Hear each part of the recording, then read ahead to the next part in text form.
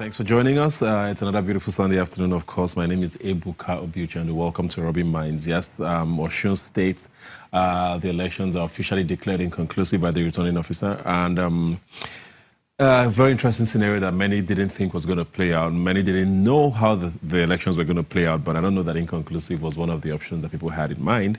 353 votes. 353 votes. Not 3,000, not 300,000. 353 votes. That's the difference between the PDP and the APC governorship candidates. And it doesn't get closer than that. That's pretty much probably the number of people you find in the streets sometimes. So we're going to be waiting on the INEC to give us a new date for the election rerun.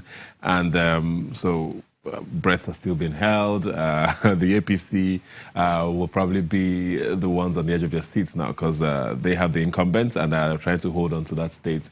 But the PDP obviously came fighting and won by that slim margin. But of course, considering the number of void votes, like the Residential Electoral Commission has said, no results can be declared yet. But I have here with me Wale Oshunde. We're going to be trying to understand some of this because the Electoral Act is not something a lot of people are very versed with. Most people didn't even know about this particular section until this has happened now. So was this expected, and where do we go from here? Well, I wasn't expecting it. I mean, this is a shocker to a lot of people, and then I think it is actually good for our nascent democracy.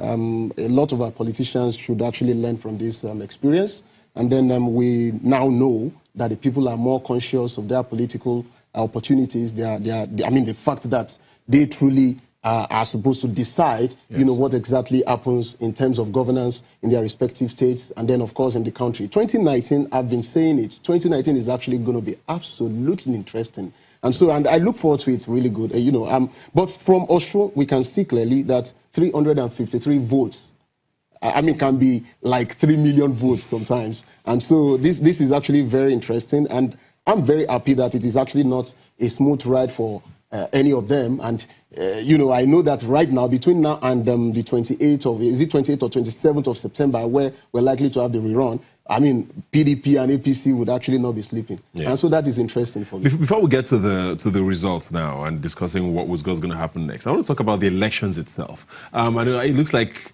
from the series of elections we've had recently now, it looks like Nigeria has gone. I mean, there was a time when there was a lot of rigging. You know, rigging was the talk of the town whenever there was an election anywhere in this country.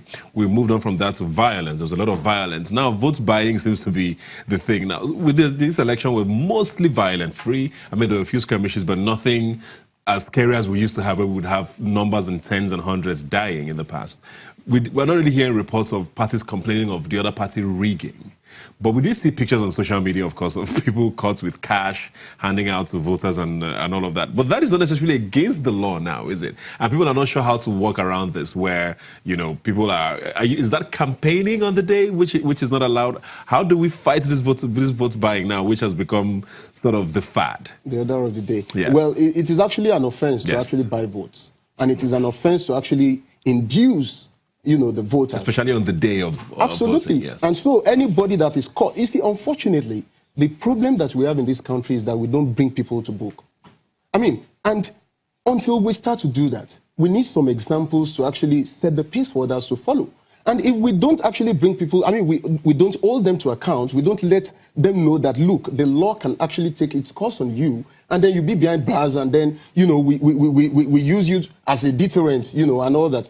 You see, we are not likely to get it right. And as such, it is very important that we, the people, should continue to decide our fate, and we should continue to elect people that we can hold accountable into offices.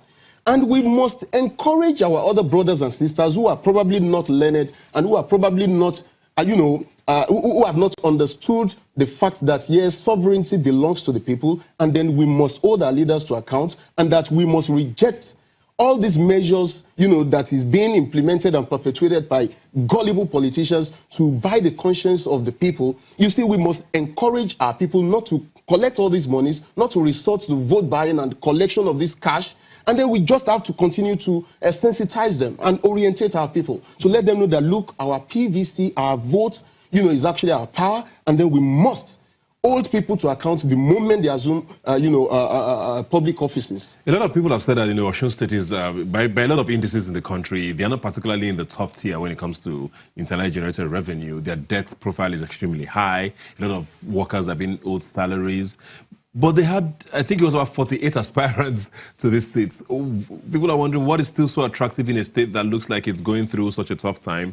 And then what does this say, if I may, about the two leading parties? I mean, the APC is in government now. It looks like, does this say that people are not necessarily excited about them coming back? Or did the PDP just put up a very good fight? I know people are trying to talk about the Davido factor here as well, campaigning for his uncle. What do you really think happened? To be very honest with you, Osun is actually a case study on its own. And I tell you why I'm saying this. You see, salaries have not been paid for maybe about 2 or 3 years, according to what we had.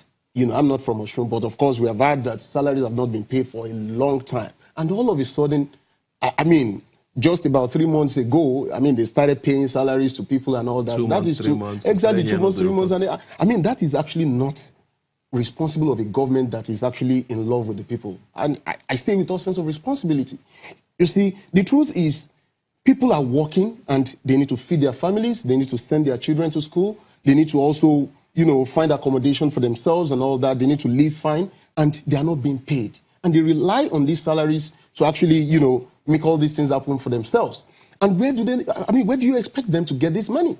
To take care of their families, to do all sorts of things. And then you now play politics such that 2 3 months to the election, you start paying them and all that, and you do not expect the people to react through their ballot. It would not happen. And that is exactly what all the governors in the other states and all our political leaders must learn. Because this is actually going to happen, in 2019, big time. It is going to happen to a lot of people in 2019. You see that a number of governors are not going to return. A number of senators are not going to return. In fact, a number of House of Rep members and then House of Assembly members are not going to return. And the people, it shows clearly that the people are politically conscious. They are more aware of their rights than ever before. And they are ready to vote out anybody that is actually not doing what they want and what they truly desire. Now, for Osun, honestly speaking, it is a case study.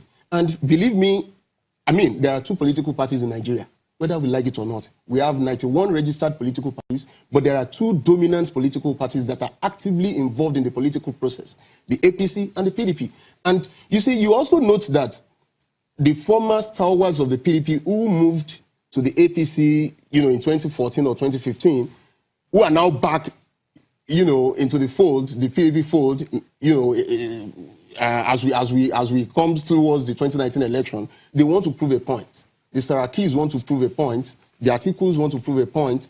Wike, Fayoshe, all of them, they also want to prove that point, that look, the PDP is back, and is back, in a big way. So this Osun election is actually a test case for them, and you can see that something is about to happen in the PDP. Interesting.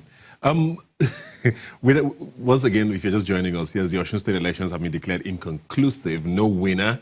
Yes, there might be numbers flown around. The difference in votes is 353, like we said, but it's too close because the number of invalid votes, voided votes, are 3,498. So the returning officer has declared it inconclusive, but elections have been fixed for a rerun on the 27th of September. What do you think is going to happen between then and now? Because obviously these are the other candidates, I believe, are not going to be part of the rerun now. It's the 2 major candidates. Right. Of course, INEC is going to need to find the funds to do a rerun in this short period. Are we expecting this same sort of calm, hopefully? Is vote buying, do you think, is still going to be, because this is going to be on a smaller scale now, more eyes on the state. What do you think is going to happen? Now that we are talking about 7 wards or 7 polling units, 7 polling units, as a matter of fact, I strongly believe that the 2 major contenders are actually going to be knocking door to door. I'm telling you. And they just want to see how to capture the people of these polling units. And I believe that they are not going to be sleeping. And it is very good and interesting. However, I think as it stands, the PDP is actually in the lead. And as such, if they're able to actually do their calculations very well, I see the PDP emerging at the end of the day. And it goes to show that, the APC government would really have to battle and wrestle so hard to have a clinical finish in 2019. But I mean, people keep talking about the PDP doing all of this in all of these elections, but every single election that's held in the last year or two, the APC has won. Where is this confidence coming from? I mean, and we haven't had any reports of anybody going to court to challenge any of these elections. So it means the APC is still doing something right. And people seem a little too early to be writing them off, don't you think? Well, I'm actually not writing off the APC. No, but you just said the PDP. Oh, yes. I said something. Yes. But I mean, I'm talking about based on precedent. Yes. Every time people have thought the PDP was going to put up a fight, the APC ended up winning. So where is that coming from? Well, maybe not in a race like this. I mean, what we have at stake now is about 3,498 votes. That is what we have at stake right now, or something like that. And I think that is actually, it is easy to actually campaign and canvass votes from 3,000 people as opposed... for both parties? Right. Yeah. And do not forget that it is now going to be the greatest battle of, I mean, like the Anthony Joshua fight with, what was this Russian guy? Exactly, you know. So, I mean, this is really going to be massive. It's going to be a very serious one, really tough. And, you know, I think that in the last 2 years, you know, because you actually said that the APC has been winning some elections in the last 1-2 years and what have you, the Atikus, the Sarakis, and all that, they were not in the PDP then. And I strongly believe that now that they are back in the PDP and they want to prove these points, it is not going to be really easy for the APC. Well, the federal government and the APC are in control both in Osun State and the center. So, well, it just means 27th of September is going to be very interesting. We're looking forward to how that turns out. Thanks a lot for being here today, Wale. Okay. Just give me some reaction.